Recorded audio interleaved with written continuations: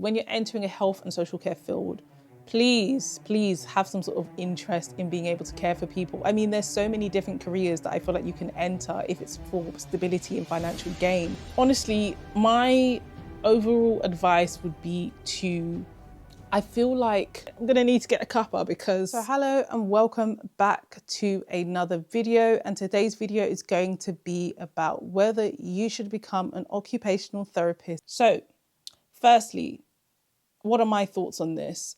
Occupational therapy, when I think about occupational therapy now versus occupational therapy a few years ago, I don't think much has changed with regards to the general attitude around occupational therapy. And what I mean by that is, I feel like occupational therapy is still pretty much perceived in the same way. It's still that profession that not many people know about. It's still that profession that people typically feel a bit hesitant about going into unless they've kind of had that exposure, being that they've seen an occupational therapist or they've come out into the working world. And yeah, again, they've kind of come across, what an OT is and what they do.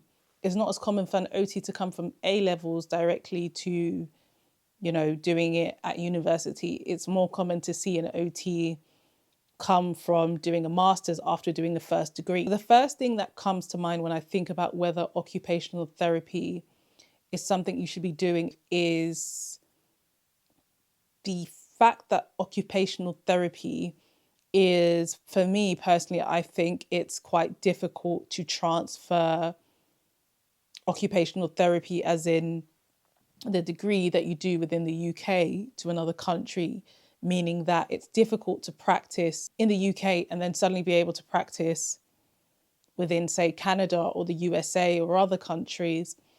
And as I've mentioned in previous videos, I feel like it's a lot easier to do with other kind of healthcare professions such as nursing, being a doctor. I do feel like they do make it generally quite difficult in other countries that, a lot of, Brits likely would want to move to. So I do think it's an extremely important factor to consider when you are thinking about, whether you should decide to study occupational therapy. I think you need to really have a plan, where do you want to be in 5 years' time? Where do you want to be in 10 years' time? Do you want to remain in the UK or do you want to be able to move? And in this kind of trying time, I would say within the UK, where a lot of people, aren't necessarily happy in the UK or don't really want to be within the UK. A lot of people want to have that ability to move, but still be able to pick up the skills that they've learned in the UK and easily be able to transfer it over to another country without barriers. And yes, you can practice OT a lot easily in other countries in terms of transfer those skills over. But I think it's really, really important to, research the country that you are potentially looking to move to. If you don't want to stay in the UK forever, it's very, very important to do this. And unfortunately, I think a lot of people jump into OT or jump into degrees generally thinking, okay, they kind of think about the short term, in the next 1 to 2 years, I would like to be an occupational therapist, or the next 2 to 3 years rather, I'd like to be an occupational therapist. But I don't think, okay, but how about in the next 5 years? How about maybe if I don't have a family now, but I do have a family, would I want to move out of the UK? What would this look like for me? And yeah, I just think it's really, really important to consider that. So first thing I would say is, do you want to stay in the UK? And do you not want to stay in the UK? And if you don't want to stay in the UK, what country would you be looking to move to? And is it going to be easy to transfer the skill of occupational therapy over to another country? Or would you not even want to do occupational therapy in another country?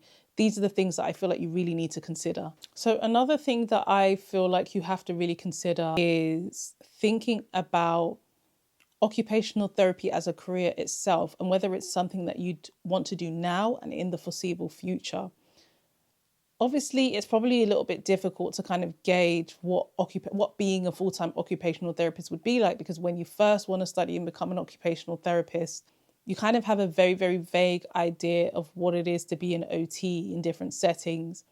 But I feel like this is where due diligence comes in, and that comes with finding out as much detail as you can about what working as an occupational therapist actually looks like.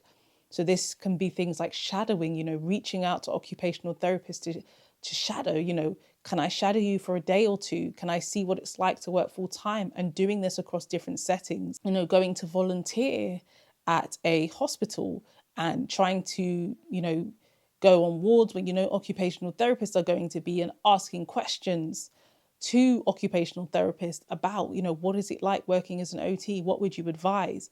These are the things that I really think is worth doing and considering before you jump into a career. Hello guys, thank you so much for watching the video this far. I have been forgetting to mention that I offer mentoring services and supervision services for anyone who may be watching this video and needs additional guidance. Check the link in the bio. Maybe you want some guidance in how best to navigate and move forward with your career as an OT. Maybe you're deciding whether OT is for you and you just want more personalized guidance. So if that's something that you're looking for, check the link in the bio. It has more details on the services. But yeah, thank you so much for watching. Yeah, you're spending all this money to go to uni. So I think it's really, really important to try and gain as much information as you can as to what this career would look like. Is it something that you'd actually enjoy? Is it something that you could see yourself doing in the next 10 years, in the next 5 years, or would you want to do it? You kind of have to ask yourself all these questions, I feel. And I know for most people, who go to uni, they normally, a lot of people go to uni at the age of 18. And at that age, a lot of people are not thinking about the next 10 years. So I think it's a very, very weighty decision to place on 18-year-olds, but that's life. But I think specifically with regards to OT, a lot of OTs are mature students. So they've had that first degree, typically. So you have this second degree. So for me personally, I don't feel like there should be a lot of excuses at the point where you're doing this a second time. You should have really, really done your research. You should have really, really done your due diligence. And you should have really, really said, okay, this is what I want to do. And this is where I see myself in the next 5 to 10 years, and where OT fits in that. I think it's very, very important to do that. So that's my second point. Feeding into my third point is you have to kind of think about university as an investment, Is doing this course going to be a return on investment for you? I also think that it's important to have at least some sort of genuine interest in being able to care for people, especially in this profession where you are, supporting vulnerable people. I mean, I know that not everything you do has to be because of passion. Sometimes you do things to help feed your passions financially. But I feel like when you're entering a space such as healthcare, health and social care, to do it purely for stability and financial gain, I think it's a dangerous place to be. And I think it's really, really important to have OTs entering the field that have some sort of care towards being able to support people genuinely. Because I feel like another thing that I see is a lot of people, do their first degree. Maybe they did a degree that they don't feel like they've been able to utilize very well. So they want stability the second time around. They want to do something where they feel like they're definitely going to be able to get a job the second time around, or they're going to be able to have a little bit more security the second time around. And I completely understand that. But I feel like when you're entering a health and social care field, please have some sort of interest in being able to care for people. I mean, there's so many different careers that I feel like you can enter if it's for stability and financial gain. For me, I think it's really, really important to do that if you are considering being an occupational therapist. Honestly, my overall advice would be to look at your future and apply where occupational therapy could fit within your future, the type of life that you want.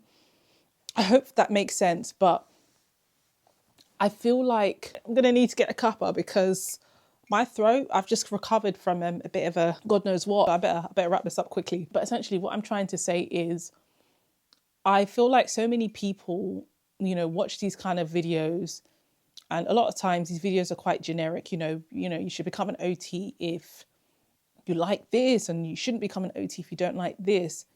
But I think ultimately what people should be doing when they're thinking of becoming an OT, even if video is done like 5 years from now, I know things could change in future, but I think the foundation of this all is looking at your life, looking at what you want from your life, looking at where you want to be in your life now and in future, and looking at how occupational therapy fits into that. Does it fit into the type of life you want? How does it fit into the type of life you want? Because I feel like a lot of people look to others. They look at others and the decisions that they've made for their lives. A lot of people will make decisions because they know where they want to be in the next 10 years. So the decisions that they make because of that, so they make decisions rather because of that. For example, somebody might be thinking, okay, I want to be able in the next 5 years to be able to go to move abroad and live outside of the UK. I want to move to Switzerland, for example. So because they have this plan in mind, essentially all the steps that they do in between that make sense for this potential move in the next 5 years. Whereas somebody might say, okay, no, I'm going to remain in the UK, or I don't want to become an OT after. When you map out the type of life that you want, or you have some sort of a strategic plan or an idea of how you want your life to go, you're able to make the right decisions for your life and your vision. But when you have no vision, you don't know where you want to be, you're just going to go with the flow. And some people, like to live like that, going with the flow. But I feel like it's really, really important personally for me to have a vision or an idea of where I'm going. And from there, the steps in between that are informed. So yeah, I would say it's a bit of life intervention planning. If you're an OT, that's like the typical terminology for treatment. But yeah, I would say ultimately just look at the type of life that you want and map it out from there in simple terms.